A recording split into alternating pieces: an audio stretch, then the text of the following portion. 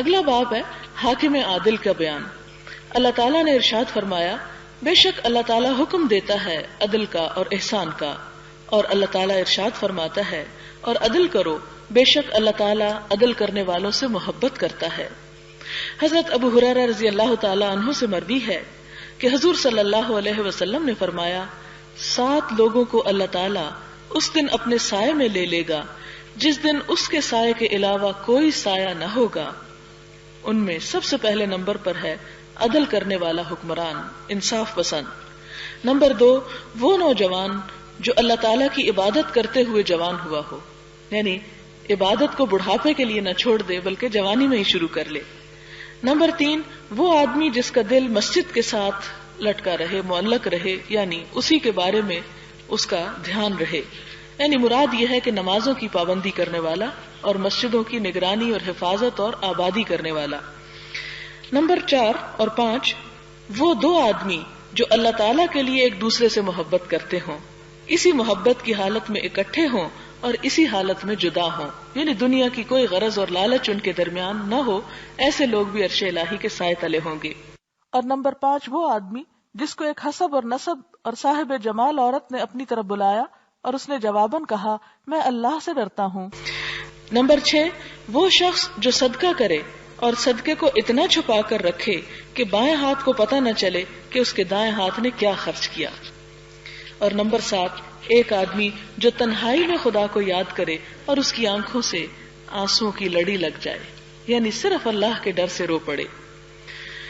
اگلی حدیث حضرت عبداللہ بن عمرو بن العاص سے ہے، فرماتے ہیں کہ حضور صلی اللہ علیہ وسلم نے فرمایا، عدل کرنے والے اللہ تعالیٰ کے پاس نور کے ممبروں پر ہوں گے۔ اگرچہ یہ مشکل کام ہے لیکن اس کی جزا بھی بہت بڑی ہے، اور یہ وہ لوگ ہیں جو اپنی حکومت، اہل و عیال اور رعایا کے متعلق عدل سے کام لیتے ہیں۔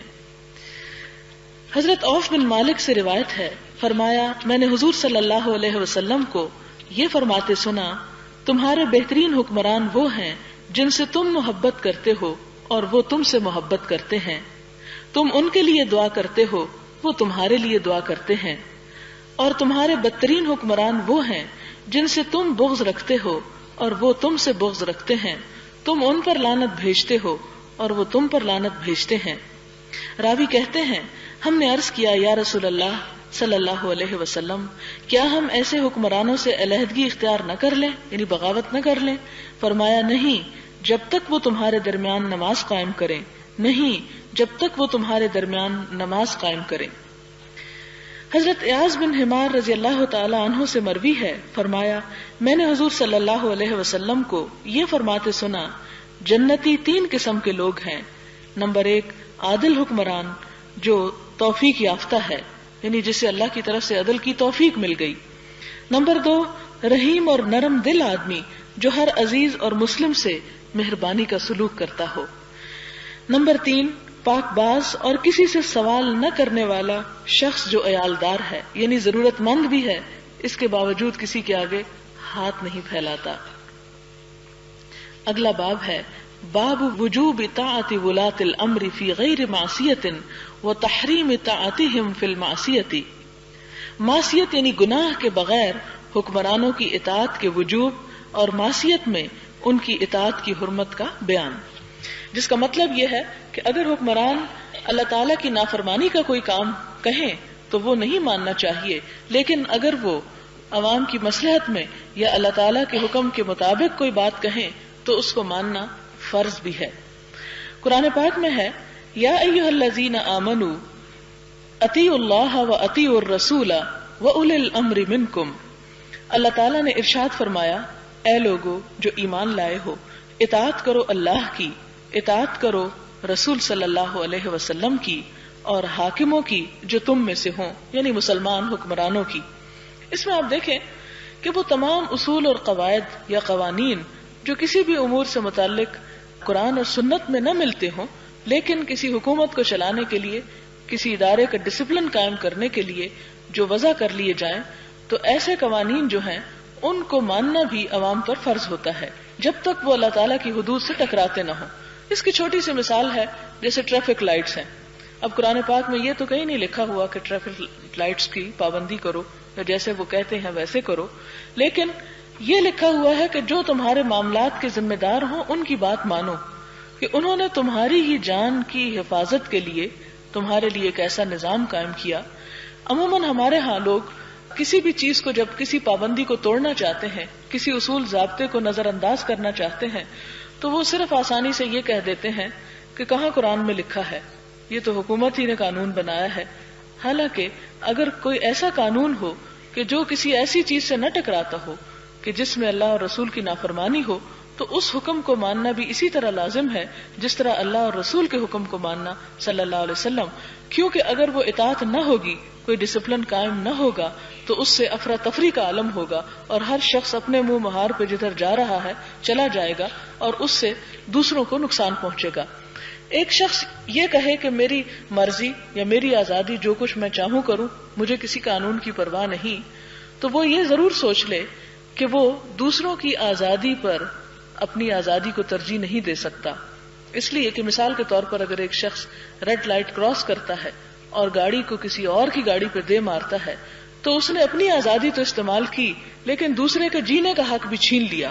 تو ایسی آزادی جو ہے وہ اسلام میں منع ہے کہ جس کی وجہ سے دوسرے لوگوں کی جان، مال اور عزت کو خطرہ ہو جائے۔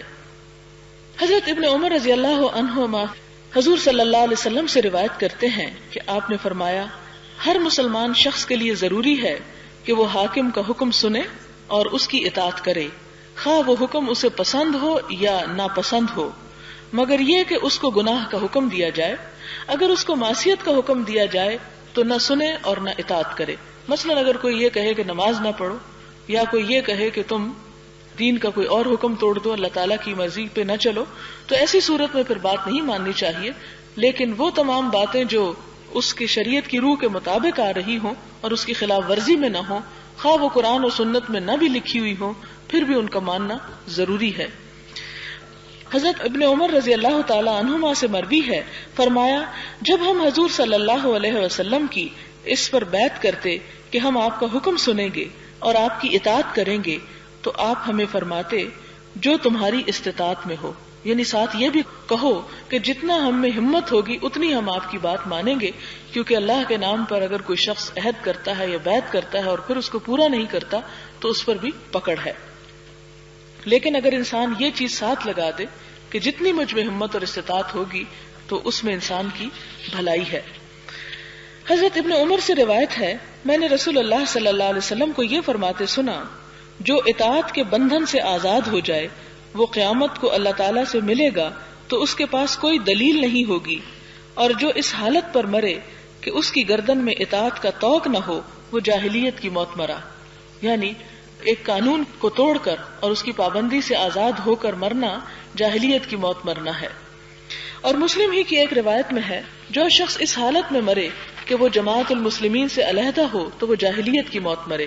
اب یہاں اس حدیث کو بہت سے لوگوں نے مس کوٹ بھی کیا ہے، انہوں نے اپنی اپنی جماعتیں بنا لی، یعنی اسلام کے اندر ہی گروہ بنا لیے، اور پھر ان میں سے جو اس کا امیر ہوا وہ اپنے لیے اس حدیث کو استعمال کرنے لگا۔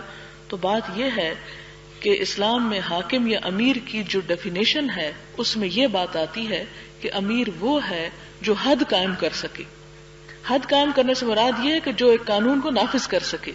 اب جو جماعتوں کے امیر ہیں، جیسے کسی بھی دینی جماعت کے یا کسی بھی آرگنائزیشن کے، وہ اس حکم میں نہیں آتے، کیونکہ ان کا کام صرف ایک وقتی ڈسپلن کو قائم کرنا ہوتا ہے، اللہ کی حدود کو جاری کرنا نہیں ہوتا۔ لہذا اگر ان کی کوئی ایسی نافرمانی ہو جائے تو اس کی سزا وہ نہیں جو ایک حاکم وقت کی بغاوت کی سزا ہے، یعنی باغی کی سزا آپ سب کو معلوم ہے کہ اسے قتل کیا جا سکتا ہے۔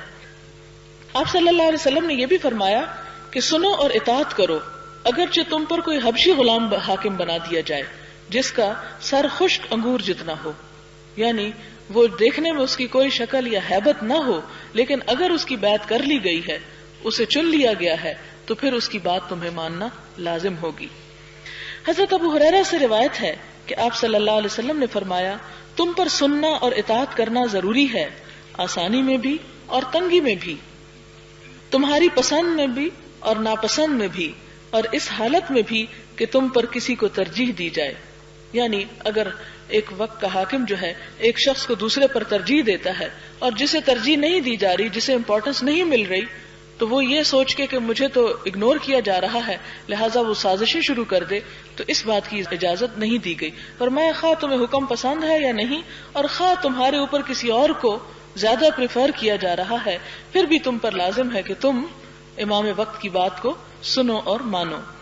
حضرت عبداللہ بن عمر سے روایت ہے، فرمایا ہم حضور صلی اللہ علیہ وسلم کی معیت میں سفر پر تھے کہ ہم نے ایک مقام پر پڑاؤ کیا، ہم میں سے کوئی اپنا خیمہ درست کرنے لگ گیا، کچھ تیر اندازی کا مقابلہ کرنے لگے، اور کچھ لوگ جانوروں کے پاس تھے کہ حضور صلی اللہ علیہ وسلم کے منادی نے ندا دی، نماز کی جماعت کھڑی ہونے والی ہے۔ ہم رسول اللہ صلی اللہ علیہ وسلم کے پاس جمع ہو گئے۔ آپ نے فرمایا مجھ سے پہلے ہر نبی کا یہ فرض تھا کہ وہ اپنی امت کو ان کی بہتری کی ہر وہ چیز بتائے جو وہ جانتا ہے، اور انہیں ہر اس چیز سے ڈرائے جو اس کے علم میں ہے کہ ان کے لیے بری ہے، اور تمہاری اس امت کی عافیت اس کے ابتدائی حصے میں رکھ دی گئی ہے، اور اس کے آخر میں آفتیں اور ایسے امور نازل ہوں گے جن کو تم ناپسند کرتے ہو، فتنے آئیں گے، اور ایک فتنہ دوسرے فتنے کے مقابلے میں معمولی نظر آئے گا۔ یعنی امت کا پہلا حصہ جو ہے وہی محفوظ ہے، لیکن بعد میں فتنوں پہ فتنے ہوں گے۔ ایک فتنہ آئے گا تو مومن کہے گا یہ فتنہ مجھے ہلاک کر دینے والا ہے، پھر وہ فتنہ گزر جائے گا، اور ایک اور فتنہ آئے گا تو مومن کہے گا یہی ہے جو مجھے ہلاک کر دے گا۔ پس تم میں سے جو چاہتا ہے کہ اسے آگ سے بچا لیا جائے اور اس کو جنت میں داخل کر دیا جائے، تو اسے اس حالت پر موت آنی چاہیے کہ وہ اللہ تعالیٰ اور آخرت کے دن پر ایمان رکھتا ہو، لوگوں کو وہی چیز دے جو وہ خود چاہتا ہے کہ اسے ملے، اور جو کسی حکمران کی بیعت کرے اپنا ہاتھ بھی اس کے ہاتھ میں دے اور دل کا خلوص بھی اس کو پیش کرے، تو اس کو چاہیے کہ حسب اطاعت اس کی فرما برداری کرے، اور اگر کوئی دوسرا اس سے امارت چھیننا چاہے تو اس کی گردن اڑا دو۔ یعنی فتنے اور فساد کو بند کرنے کے لیے ایسے باغیوں کو پھر قتل کیا جا سکتا ہے۔ یعنی یہاں پر بھی اصل میں تو جو روح ہے اس حدیث کی وہ یہ کہ مسلمانوں کو اتحاد کی تعلیم دی گئی، اکٹھا ہونے کا سبق دیا گیا۔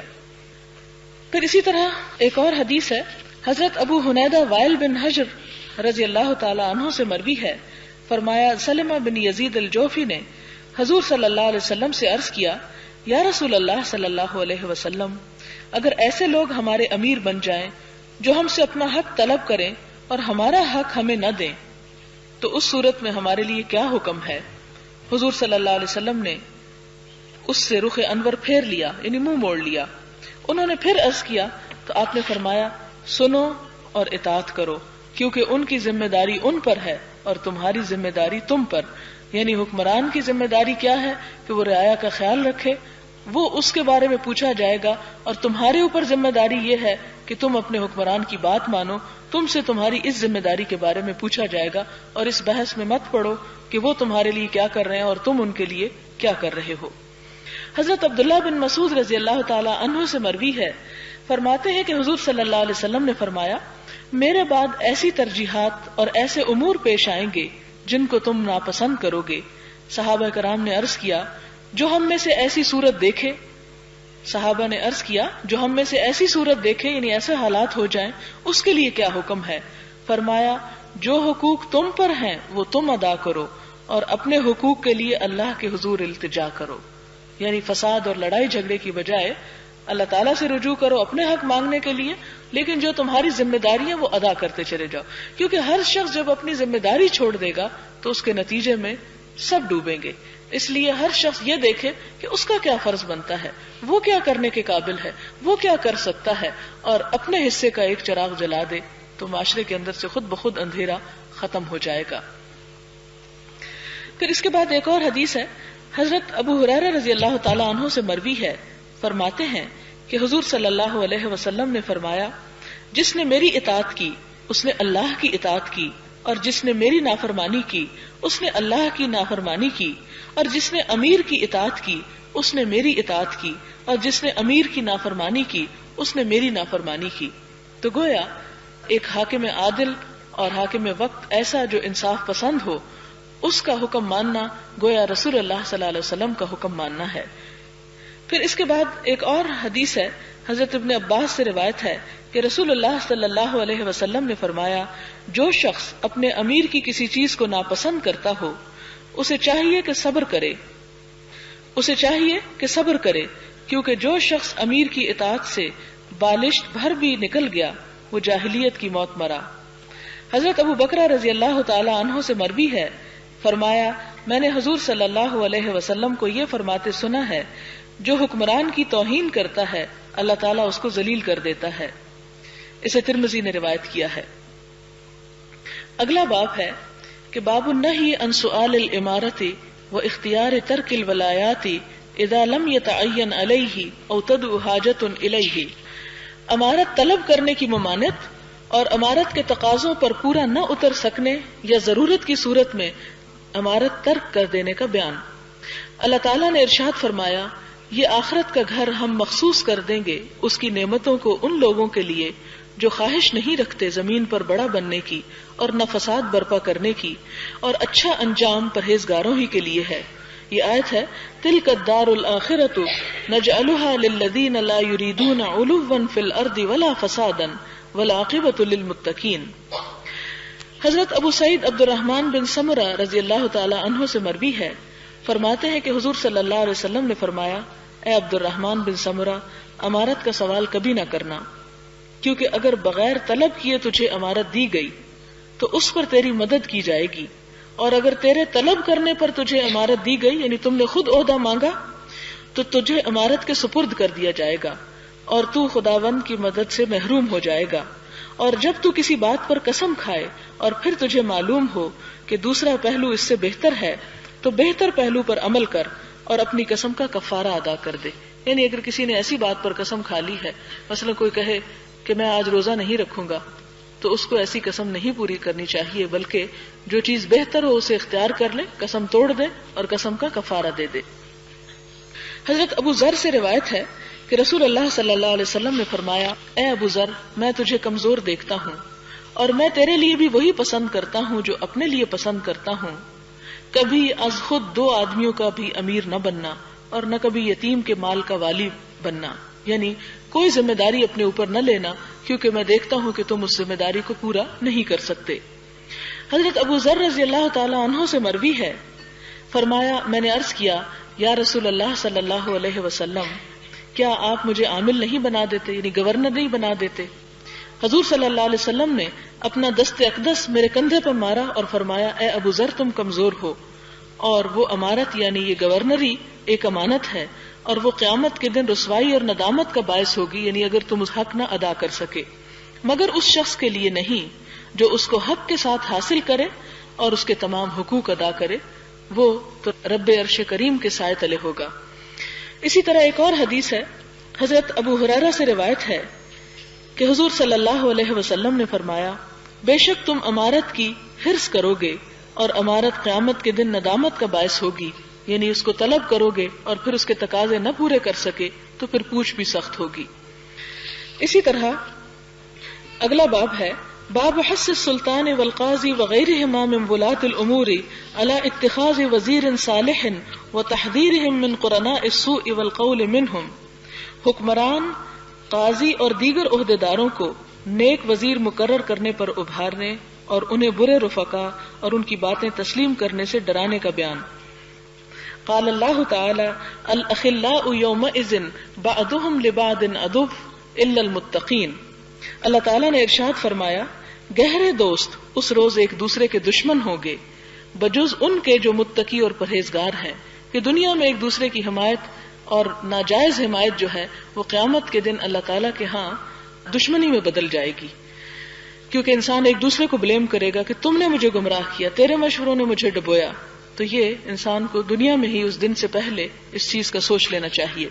حضرت ابو سعید اور حضرت ابو ہریرہ رضی اللہ تعالی عنہما سے مروی ہے کہ حضور صلی اللہ علیہ وسلم نے فرمایا، اللہ تعالیٰ نے جس نبی کو بھی مبعوث فرمایا، جس شخص کو بھی خلیفہ مقرر فرمایا، اس کے ساتھ اس کے 2 ہمراز ہوتے ہیں، ایک ہمراز اس کو نیکی کا حکم دیتا ہے اور اس پر ابھارتا ہے، اور دوسرا اس کو بدی کا حکم دیتا ہے اور اسے بدی پر ابھارتا ہے، اور گناہ سے پاک وہی ہے جس کو اللہ تعالیٰ بچا لے۔ یہاں پر بتایا گیا ہے کہ جب ایک انسان کسی ذمہ داری یا منصب پر پہنچتا ہے تو دونوں طرح کے لوگ اس کے ساتھ ہوتے ہیں. کچھ لوگ اس کو نیک مشورے دینے والے ہوتے ہیں, کچھ لوگ اس کو برے طرف لے جانے والے ہوتے ہیں. تو ایسے وقت میں حاکم کا یہ فرض ہے کہ جو نیک مشورے دینے والے لوگ ہیں ان کی بات سنیں اور دوسروں کی بات نہ سنیں, کیونکہ ایسی صورت میں انسان یعنی بعض اوقات حاکم خود برے نہیں ہوتے لیکن ان کے مصاحب اور وزیر اور ان کے مشیر جو ہیں وہ خراب لوگ ہوتے ہیں جو پھر ان کو ڈبونے کا سبب بن جاتے ہیں. تو اس چیز سے یہاں منع کیا جا رہا ہے. حضرت عائشہ فرماتی ہیں کہ رسول اللہ صلی اللہ علیہ وسلم نے فرمایا, جب اللہ تعالیٰ کسی امیر کے ساتھ بہتری کا ارادہ فرماتا ہے تو اس کے ساتھ ایک مخلص وزیر مقرر کر دیتا ہے کہ اگر وہ بھول جائے تو وہ اس کو یاد دلاتا ہے, اور اگر اس کو یاد ہو تو اس کی مدد کرتا ہے, یعنی اسے انکریج کرتا ہے. اور جب اللہ تعالیٰ کسی امیر کے متعلق اس سے مختلف ارادہ فرماتا ہے, یعنی برا ارادہ کرتا ہے, تو ایک برا وزیر اس کے ساتھ لگا دیتا ہے. اگر امیر بھول جائے تو وہ یاد نہیں دلاتا, اور اگر اسے یاد ہو تو وہ اس کی مدد نہیں کرتا, یعنی وہ اسے ڈبونے کا سبب بنتا ہے.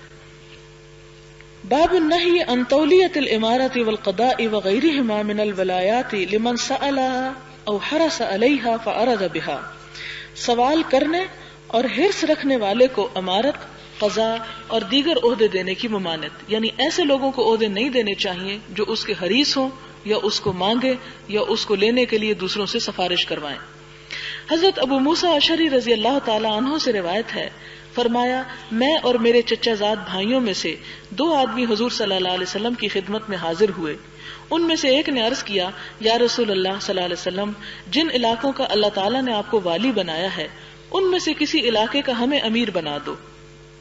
دوسرے نے بھی یہی عرض کیا.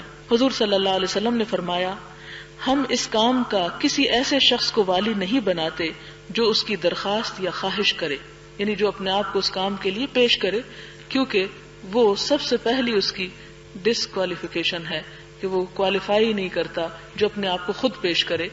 ہاں اگر اس کے اوپر ذمہ داری آ پڑے تو پھر اگر وہ کمزور بھی ہے تو اللہ تعالیٰ اس کی مدد کرے گا اگر اس کی نیت درست ہے. دعا کر لیتے ہیں.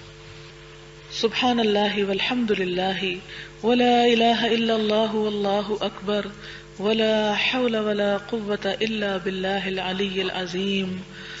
اللهم صل على محمد وعلى آل محمد كما صليت على إبراهيم وعلى آل إبراهيم إنك حميد مجيد. اللهم بارك على محمد وعلى آل محمد كما باركت على إبراهيم وعلى آل إبراهيم إنك حميد مجيد. ربنا ظلمنا أنفسنا وإن لم تغفر لنا وترحمنا لنكونن من الخاسرين.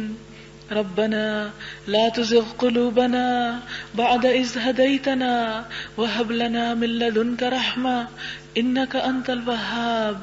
ربنا هب لنا من أزواجنا وذرياتنا قرة أعين واجعلنا للمتقين إماما. ربنا لا تؤاخذنا إن نسينا أو أخطأنا. ربنا ولا تحمل علينا إصرا كما حملته على الذين من قبلنا. ربنا ولا تحملنا ما لا طاقة لنا به واعف عنا واغفر لنا وارحمنا أنت مولانا فانصرنا على القوم الكافرين. ربنا إننا آمنا فاغفر لنا ذنوبنا وكفر عنا سيئاتنا وتوفنا مع الأبرار. يا حي يا قيوم برحمتك نستغيث. لا إله إلا الله أنت الحليم الكريم. سبحان الله رب العرش العظيم والحمد لله رب العالمين. رب نسألك موجبات رحمتك وعزائم مغفرتك والغنيمة من كل بر والسلامة من كل اسم.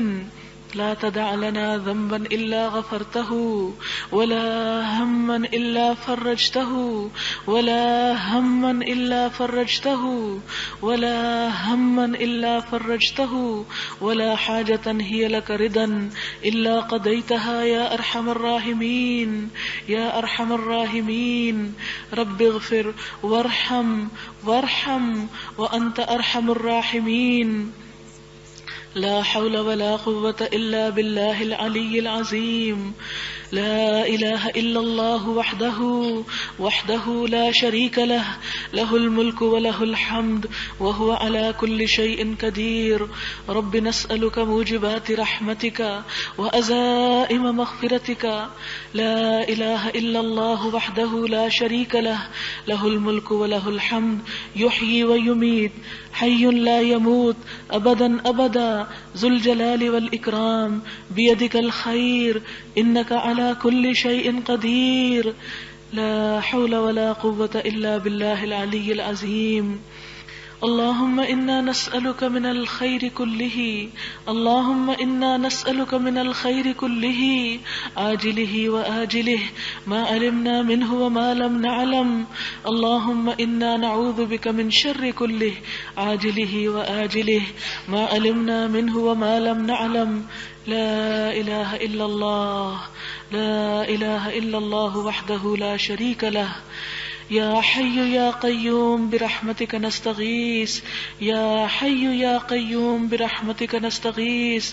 اللهم إنا نسألك العافية في الدنيا والآخرة، اللهم إنا نسألك العفو والعافية في ديننا ودنيانا وأهلنا ومالنا. اللهم استر عوراتنا، اللهم استر عوراتنا وآمن روعاتنا وآمن روعاتنا. اللهم احفظنا من بين أيدينا ومن خلفنا وعن أيماننا وعن شمائلنا، ونعوذ بعظمتك أن نغتال من تحتنا. اللهم أنت ربي لا إله إلا أنت، خلقتني وأنا عبدك وأنا على عهدك ووعدك ما استطعت، أعوذ بك من شر ما صنعت، أبوء لك بنعمتك علي وأبوء بذنبي فاغفر لي فإنه لا يغفر الذنوب إلا أنت. اللهم أنت ربي لا إله إلا أنت، خلقتني وأنا عبدك وأنا على عهدك ووعدك ما استطعت، أعوذ بك من شر ما صنعت، أبوء لك بنعمتك علي وأبوء بذنبي فاغفر لي فإنه لا يغفر الذنوب إلا أنت. لا إله إلا الله أنت الحليم الكريم. يا حي يا قيوم برحمتك نستغيث. اللهم إنا نسألك الهدى والتقى والعفاف والغنى. اللهم ارزقنا حبك وحب من يحبك وحب أمل يقربنا إلى حبك. اللهم اكفنا بحلالك عن حرامك وأغننا بفضلك عن من سواك. لا حول ولا قوة إلا بالله العلي العظيم. اللهم أنت السلام ومنك السلام، تباركت يا ذا الجلال والإكرام. ربنا أعنا على ذكرك وشكرك وحسن عبادتك. أعوذ بكلمات الله التامات من شر ما خلق، أعوذ بكلمات الله التامات من شر ما خلق، أعوذ بكلمات الله التامات من شر ما خلق.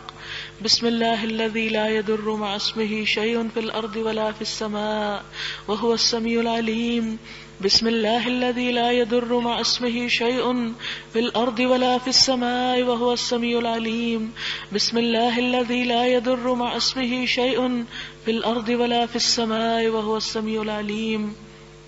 اللهم عافنا في بدننا، اللهم عافنا في سمعنا، اللهم عافنا في بصرنا. لا إله إلا أنت. حسبي الله ونعم الوكيل، حسبنا الله ونعم الوكيل، نعم المولى ونعم النصير. حسبنا الله ونعم الوكيل، نعم المولى ونعم النصير. حسبنا الله ونعم الوكيل، نعم المولى ونعم النصير. ربنا تقبل منا إنك أنت السميع الدعاء، وتب علينا إنك أنت التواب الرحيم. وصلى الله تعالى على خير خلقه محمد وعلى آله وأصحابه وأهل بيته أجمعين برحمتك يا أرحم الراحمين. إلهي آمين. سبحانك اللهم وبحمدك نشهد أن لا إله إلا أنت نستغفرك ونتوب إليك. والسلام عليكم ورحمة الله وبركاته.